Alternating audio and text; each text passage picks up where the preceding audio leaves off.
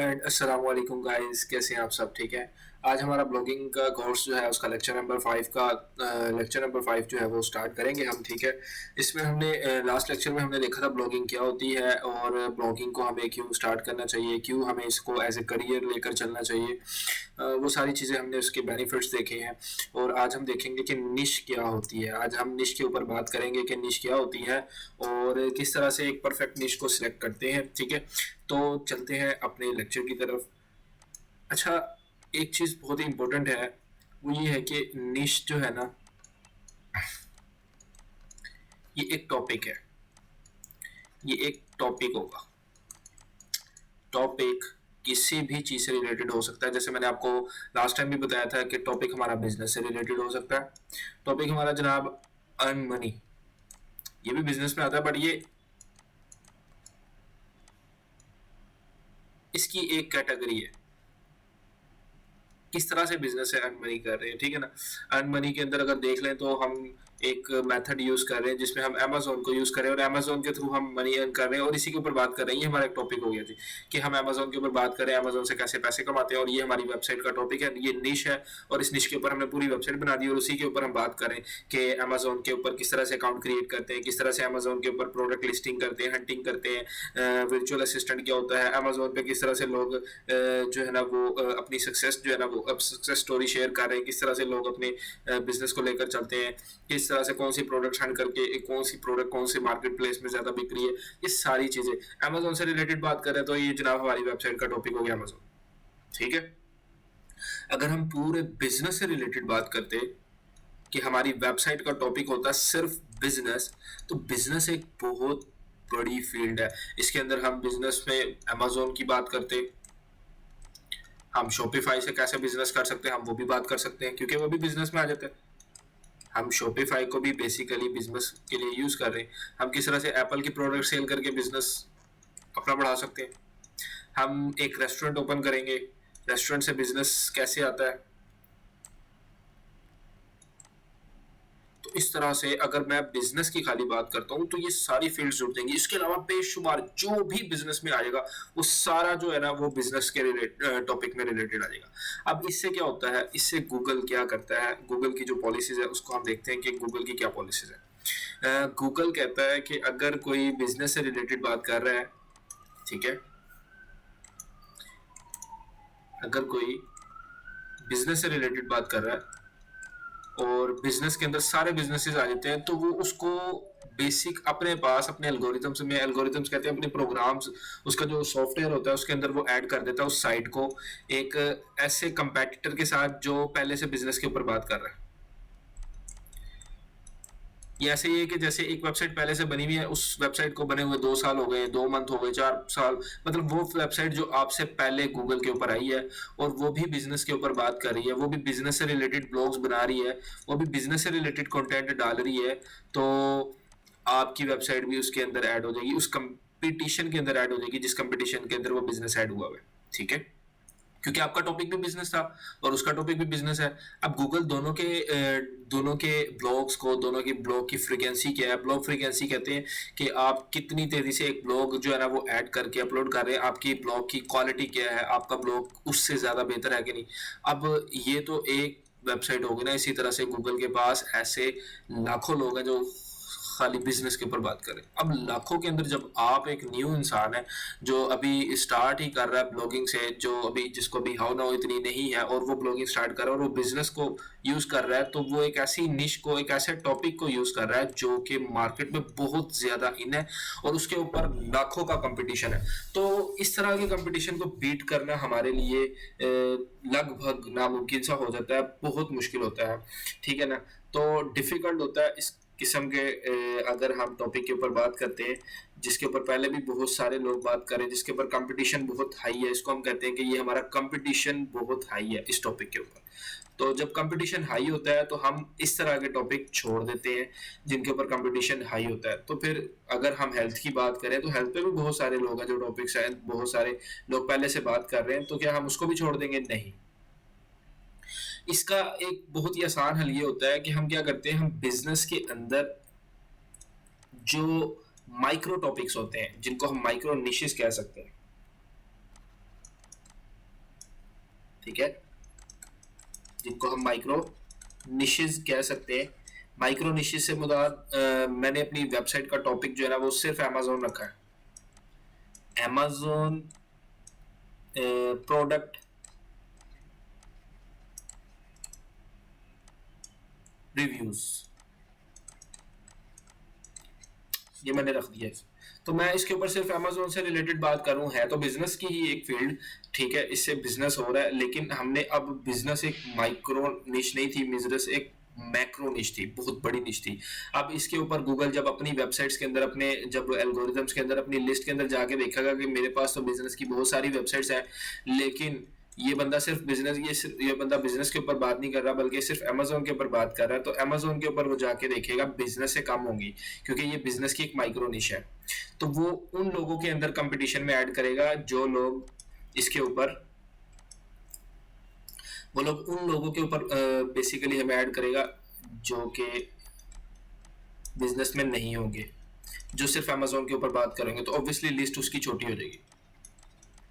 इसी तरह से अगर हम अमेजोन के अंदर सिर्फ वर्चुअल असिस्टेंट की बात करें कि वीए क्या होता है, वीए किस तरह से बना जाता है, वीए में हमारे पास किस किस्म की कैटेगरीज आ जाती हैं, वीए जो है उसकी क्या जिम्मेदारियां होती हैं, कहाँ कहाँ पे कौन कौन सी जगहों पे वीए जो है ना वो ज़्यादा फेमस है, और कौन से वीए बनने का ज़्यादा फ़ायदा है, कौन सी प्रोडक्ट के लिए आप ज़्यादा बेहतर इंपॉर्टेंट रोल प्ले करते हैं, कौन सी मार्केट प्लेस में वीए का ज़्यादा इंपॉर्टेंट रोल होता है, ठीक है ना, वीए जो है वो किसी कंपनी के लिए क्यों ज़रूरी होता है। सिर्फ वीए की बात करें तो अब हम उसके अंदर अमेजोन के अंदर भी एक माइक्रो निश के अंदर आ गए। तो अब इसके अंदर हम देखेंगे तो गूगल जो है ना वो सिर्फ अमेजोन के अंदर जो वीए की बात कर रहे होंगे ना, सिर्फ उससे रिलेटेड बातें करेगा, उससे रिलेटेड वेबसाइट्स को हमारा कंपेटिटर बनाएगा।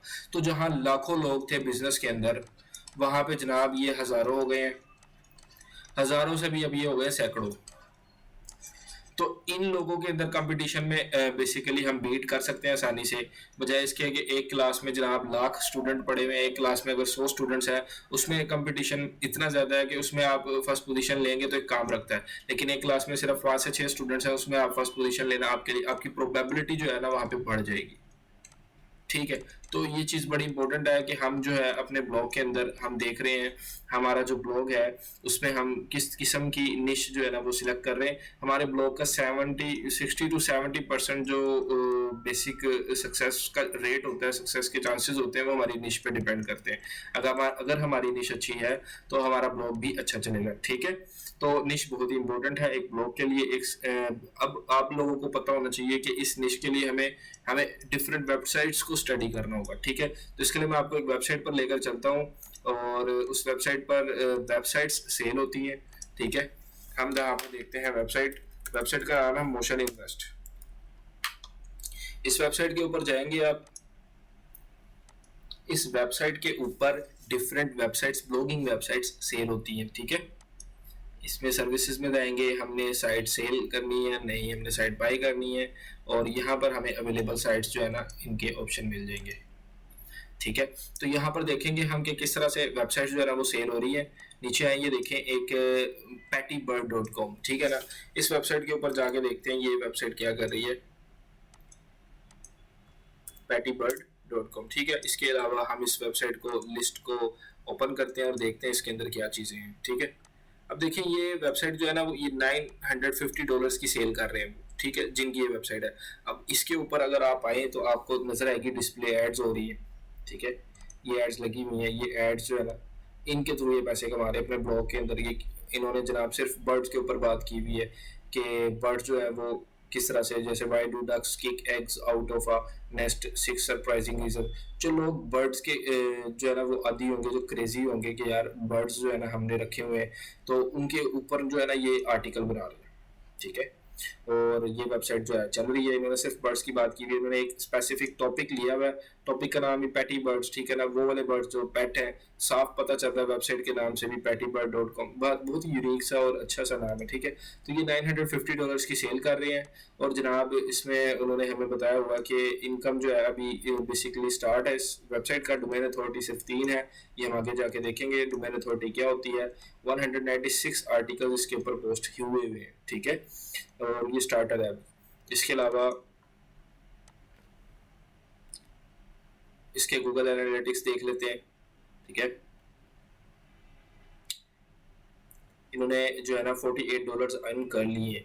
2023 फरवरी 2023 में इन्होंने जनाब ये साइट बनाई थी और इस साइट के ऊपर ये काम कर रहे हैं। इसके अलावा और भी बहुत सारी साइट। अब ये जो है ना FAQ विद सेलर, सेलर से पूछ रहे हैं कि भाई ये आपकी साइट जो है इसका क्या है, what would you do to grow this site. इस साइट को ग्रो करने के लिए आप कर रहे हैं ऑफ पेज SEO कर रहे हैं, ठीक है। As we have not did any of page SEO। उन्होंने कहा अगर आपने इसको ग्रो करना है तो आपको ऑफ पेज SEO करनी होगी। हमने ऑफ पेज SEO नहीं की अभी तक। इस तरह जो है ना नीचे और क्वेश्चंस हैं, इनको आपने रीड करना है, इनको देखना है कि इन्होंने इन क्वेश्चंस के अंदर क्या क्या पूछा हुआ है। जैसे did you start this site from scratch और डिड यू बाय इट। आपने साइट जो है वो शुरू से उन्होंने वो started this site from scratch as a fresh on brandable domain, ठीक है ना। इसी तरह से जनाब what has been your biggest struggle with this site. Content create करना इनकी बिगेस्ट जो है ना, ये इसमें ना आपको बहुत सारे क्वेश्चंस मिल जाते हैं। आपको पता चलता है कि अच्छा जनाब इस साइट के ऊपर किसी ने काम किया हुआ है तो उसने इसके ऊपर बताया हुआ है कि इसको किस तरह से जो है वो इम्प्रूव करना, ठीक है। इस तरह से एक और साइट है यहाँ पे tenscoops.com, ठीक है ना। इसको भी देख लेते हैं। ये तो साइट जो अभी हमने ओपन की थी बहुत ही मामूली सी छोटी साइट थी। अब ये वाली साइट जो है इसके ऊपर देखते हैं कि क्या है, इसकी लिस्टिंग भी चेक कर लेते हैं और यहाँ से इस साइट के ऊपर देखें इन्होंने क्या बात की हुई है। इस साइट के ऊपर इन्होंने जो ब्लॉग्स लगाए हुए हैं टेक्नोलॉजी से रिलेटेड ब्लॉग्स हैं, ठीक है। 5 best RAM for AMD Ryzen, 7 best RAM for Ryzen 7, इस तरह से। अब ये भी टेक्नोलॉजी से रिलेटेड है लेकिन ये रैम्स और इस तरह से गेमिंग की किसी चीज़ों के ऊपर बात कर रहे हैं, ठीक है ना। ये भी एक साइट है game guides, Minecraft, Roblox, play station, PC components. ये सिर्फ जो है ना एक स्पेसिफिक इन्होंने एक निश पकड़ी हुई है, उसी निश के ऊपर काम कर रहे हैं, ठीक है।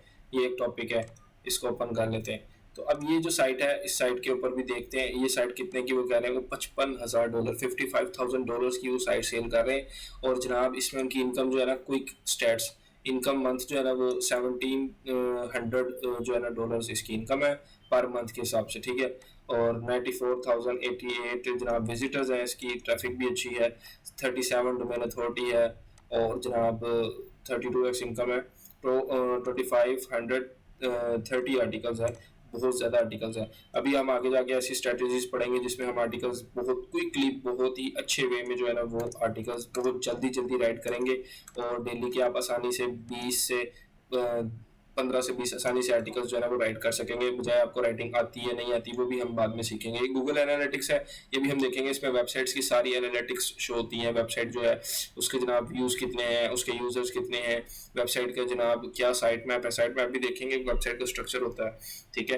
प्रूफ ऑफ इनकम उन्होंने दिया हुआ कि फेब में क्या था, मार्च में और इस तरह से जनाब जनवरी। अब इन्होंने $36,660 कमा लिए हैं अब तक इस वेबसाइट से और ये प्रूव होता है। सैमरश डेटा क्या है जनाब, सैमरश एक हमारा वो है एक टूल है जिसके अंदर वेबसाइट के स्टैट्स होते हैं। तो इसमें देखें ये सैमरश के स्क्रीनशॉट डाले हुए हैं उन्होंने कि ये जनाब सैमरश का स्क्रीनशॉट है। रैंकिंग इसमें जनाब सैमरश की ये है 25.3 कीवर्ड्स है, इतने कीवर्ड्स फर्स्ट पेज पे रैंक कर रहे हैं। अथॉरिटी स्कोर 23 है, USA के अंदर ये रैंक कर रही है। ये Href का स्कोर है इसका। ये भी Href भी एक हमारा टूल है जिसको हम यूज़ करते हैं वेबसाइट के स्टैट्स को जानने में, वेबसाइट के कीवर्ड्स रिसर्च करने में। अब ये बहुत ज़बरदस्त स्ट्रेटजी है निश को फाइंड करने की। इसमें हम देखेंगे अब ये जो FAQs पोर्शन है ये भी आपने पढ़ना है। अब आपकी जो असाइनमेंट है वो ये है कि आपने ना इस मोशन इन्वेस्ट के ऊपर जाना है और मोशन इन्वेस्ट के ऊपर डिफरेंट साइट्स हैं। इन साइट्स का डेटा आपने एक एक्सेल की शीट बनानी है। एक्सेल की शीट के अंदर इन साइट्स को कॉपी करना है, इनकी जो मंथली इनकम है वो लिखनी है, इन साइट्स की जो अथॉरिटी है वो लिखनी है, DA जो लिखा हुआ होता है, ठीक है ना, वो लिखनी है। मोनेटाइजेशन जो है इनकी कहाँ से है वो लिखनी है, इनकी विजिटर्स पर मंथ क्या है ये लिखना है और इन साइट्स की कैटेगरी कौन सी है, ठीक है। इस तरह से आपने तकरीबन कोई 200 साइट्स जो है ना उनकी एक लिस्ट बनानी है। लिस्ट बना के आप लोगों ने मुझसे शेयर करनी है। मैं देखूंगा कि आप लोगों ने ये लिस्ट बनाई है कि नहीं और इसमें कोई चीटिंग नहीं करनी और इन साइट्स को ओपन करके चेक भी करना है इन साइट्स के ऊपर हुआ हुआ क्या काम हुआ हुआ, ठीक है। किस तरह से उन्होंने आर्टिकल्स लिखे हुए हैं, आर्टिकल्स में क्या क्या बात कर रहे हैं, किस किस किस्म के टॉपिक्स के ऊपर वो बात कर रहे हैं। आर्टिकल्स के अंदर जनाब आर्टिकल्स में उन्होंने क्या ऐसा लिखा हुआ है जो अट्रैक्टिव है, ठीक है। तो ये सारी चीज़ें आपने करनी है। तो मिलते हैं अपने नेक्स्ट लेक्चर में।